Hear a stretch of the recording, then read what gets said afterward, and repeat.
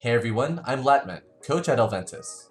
Today, we'll be going over the 3 best picks in every role to climb for the end of this season.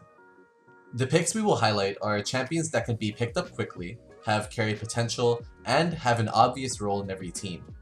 They are also champions that are played frequently by high elo players and pros, so you'll be able to easily find other resources and guides to help you pick them up. We'll be going through roles one by one, doing a quick overview of each champion, why they are good right now, and how to play them.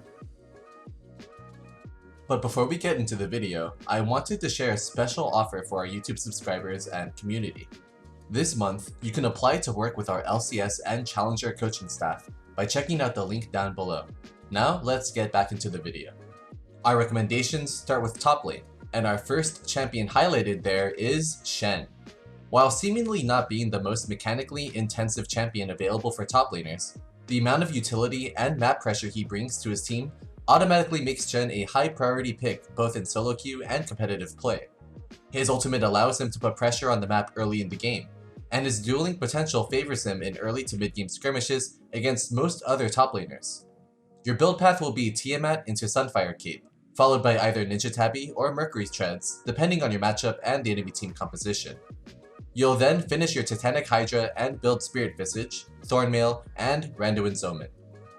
Now, if you want strong side lane pressure and dueling potential all game, there is no better suited champion in the top lane than Camille. She is not the easiest champion to pick up due to her high skill ceiling, but she is just too good to pass on. Her passive and W allow for good trading early game, while her hookshot and ultimate enable easy ganks for your jungler. Her one-item spike with Triforce makes her an uncontestable duelist. Boots are once again situational, depending on if you need to get armor or magic resistant tenacity. Her build path continues with Ravenous Hydra, Death's Dance, and Steric's Gauge, with your last item being a Guardian Angel. Our last pick for top is Wukong. If you want to play someone that can skirmish very well in the early game and can also be a big carry threat in teamfights, Wukong will be your guy. Unlike Camille, Wukong does not take long to pick up and is less mechanically intensive. Your build should start with Trinity Force with either Mercury's Treads or Ninja Tabby on the side. You'll then look to pick up a Death's Dance, followed by Ravenous Hydra and a Steric's Gauge. Similar to Camille, your build should be rounded up by a Guardian Angel. We have 2 honorable mentions for this role. Ornn is an option if your team needs a solid frontline for teamfighting, as he also brings in scaling potential with his passive and is just plain strong in laning phase. Jax is also an option as one of the strongest split push threats that is also less mechanically intensive than Camille. Our jungle list starts with Hecarim. This champion has been a terror in solo queue in the past few patches, and the small nerfs that hit him in patch 10.21 were not enough to push him out of the meta. In the mid game, his high damage will be enough to turn around any skirmish, and his mobility will allow him to find easy ganks in all lanes. Your build will start with a Stalking Blade, but then you'll want to get your Trinity Force as quickly as possible, as the item will transform the champion from a prancing pony into a true terror on the Rift. After buying boots, you'll want to head towards a Death's Dance and then finally finish your jungle item with a Cinderhulk enchantment. If you get to this point of the game, you should aim for tankier items, such as Steric's Gauge, Spirit Visage, or Deadman's Plate. Graves, our next champion highlighted, excels due to his sustainable jungle clear and early skirmishing power. Those 2 points allow him to go for frequent invades in the enemy jungle and to bully his opponent. His Grit passive on his E will make him very resilient in fights, while his other abilities are best used in tight areas of the map, once again giving him an edge when invading or fighting in his jungle. Your build should start with a Warrior Enchantment on a Skirmisher Saber, followed by your personal choice of boots. Yomu's is the next pickup, followed by Phantom Dancer and Death's Dance. You can then round up your build with an Edge of Night or Guardian Angel. If there's one tank that deserves to be in this list, it is the Nunu and Willop duo. With crowd control, tankiness, and damage that is nothing to scoff at, his early game will enable your team to get ahead and scale into the mid game. His Q, Consume, will let you play around neutral objectives such as Drakes and Heralds, and have a strong invade. Your goal should be to get your team ahead through early skirmishes and ganks, as your impact will diminish when you get into the later stages of the game. Your build will start with a Cinderhulk enchantment on a Skirmisher Saber and boots. Following that, you should get a Deadman's Plate, a Spirit Visage, and a Gargoyle Stoneplate. Honorable mentions in the jungle include Lilia, Karthus, and Nidalee, since they are a bit more tricky to learn, with particular mechanics and ways to clear their jungle. Now for mid, the title Trickster Fizz is our first mid lane pick. He thrives in chaotic situations and excels at punishing people mispositioning. With very good map pressure and roam potential, you'll want to shove in your lane as much as possible and look for plays using your ultimate to catch people out, and follow up with the onslaught of the rest of your abilities. Going for tower dives can also be easy with Fizz, since he can play around turret aggro with his E. For items, you'll want to buy Proto Belt, Lichbane, Zhonya's, Rabadon's Death Cap, and Void Staff. You'll also have many options for boots depending on the situation. Moving on, Talon is our second pick for the mid lane. Just like Fizz, Talon wants to push in his wave and look for early fights as often as possible. Talon's E, his wall hop, allows him to surprise people from unexpected angles. One thing to be aware of is making good use of his ultimate. When going into ult someone, always make sure you have a different way of escaping, such as wall hopping or using flash. If you don't, it might be best to use it to get out of a fight after picking someone off. For Talon's build, you want to get a Tiamat, Yomu's, Duskblade, Edge of Night, Umbral Glaive, and Black Cleaver. Lethality is the name of the game here, and boots vary based on the team comp. Our final pick for the mid lane is the Cardmaster Twisted Fate. Although he has received some nerfs lately, he is still a very good mid lane champion to play if your team lacks playmaking potential or crowd control. Having one of the best point-and-click CC abilities in the game, and a global ultimate, Twisted Fate has a very easy time setting his team up for free kills, and can also peel his carries if need be. For items, you'll want to buy Rod of Ages followed by Lichbane. Rapid Fire Cannon will also allow you to find safer picks and engages. Zhonya's will come next, with a Rabadon's Death Cap or Void Staff as the last item. Boots change depending on the enemy team comp, but you can get Merc Treads, Ninja Tabi, or Swiftness boots. Our honorable mentions for the mid lane here are Syndra and Orianna, two strong mages that also bring a lot of options to their teams but can be slightly harder to play properly.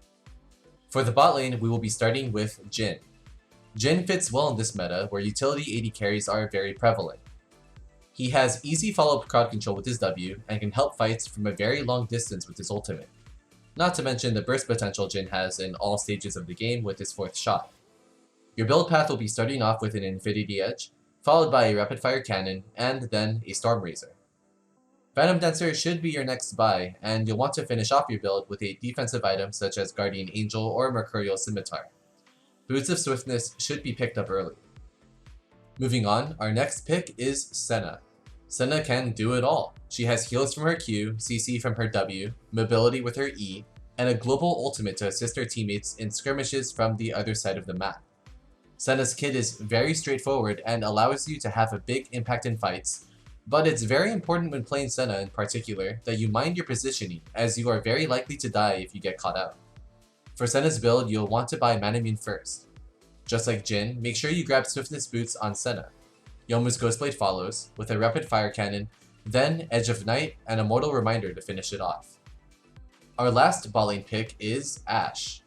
Unlike Jhin or Senna, Ashe has very good damage per second and can make a huge impact in extended fights. Kiting is much easier with the slows from her auto attacks and W, and she can also be the initiator in fights with her ultimate, which is something not many other marksmen can do. If you're jungling against an Ashe, you also won't be having a very good time since she can use her E to scout out the enemy jungle as early as level 2. For Ashe's build, you want to start with Essence Reaver, go for Berserker's Grease for boots, and then follow it up with a Runan's Hurricane, Infinity Edge, Death's Dance, and Guardian Angel. Our honorable mentions here are Misfortune and Samira, who are very high damage AD carries but do not provide as much utility for their team. Now for support, the first champion we'll be going over is Pantheon. Even after the nerfs in patch 10.21, he is still a lane dominant pick. With a point and click CC on his W and the ability to soak up damage and set up dives with his E, he is already a very appealing option. His damage output in the early game will favor your team in early trading and skirmishes, so make sure you make the most out of it by roaming often with your jungler to get easy kills or to set up vision around objectives. Umbral Glaive will help you do just that, giving you lethality and the blackout passive, so you'll want to buy that first. For boots, you'll want to either go for mobility or Swifties, and then look to buy a Black Cleaver. Finish up your build with Guardian Angel and Death's Dance. The next support on our list is Leona. The Radiant Dawn is no stranger to the top of tier lists, as she has been a consistently reliable pick in both pro play and solo queue for the whole of Season 10. With strong, easy to land crowd control, and the sheer tankiness that her W brings to her team, she is a force to be reckoned with in both lane and team fights. You want to either lock down an enemy carry and enable your team to pick up easy kills, or hug your fragile carries and protect them from enemy divers.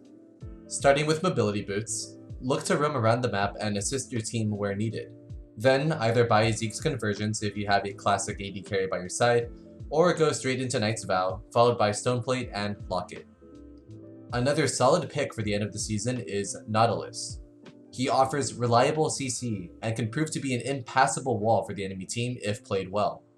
As with our other supports on the list, you'll want to look for favorable fights in the bot lane, as well as roaming around the map and assisting your team. His CC and burst damage in the early game will allow you to burst down any opposing champion in a quick fashion. Mobility is the name of the game here, so you'll still want to buy Boots of Mobility first, followed by a Gargoyle Stoneplate, which will let you soak up even more damage in the middle of fights. You'll then look to buy a Knight's Vow as well as a Zeke's and Locket of the Iron Solari if the enemy team makes it that far into the game. Honorable mentions for this role include Thresh for his playmaking potential, and Morgana for her utility and her place as a counter to most engaged supports. However, these picks are more situational than our top 3. And if you are unsure if they fit your playstyle, we recommend you stick to our best picks mentioned previously. So, here is a quick summary of all the picks we talked about today. We hope you were able to find a good pick that suits your playstyle in our suggestions. If you feel like another champion should have made the cut, please let us know in the comments. Don't forget to like and subscribe to be notified when we upload more guides, and good luck in your end of the season climb.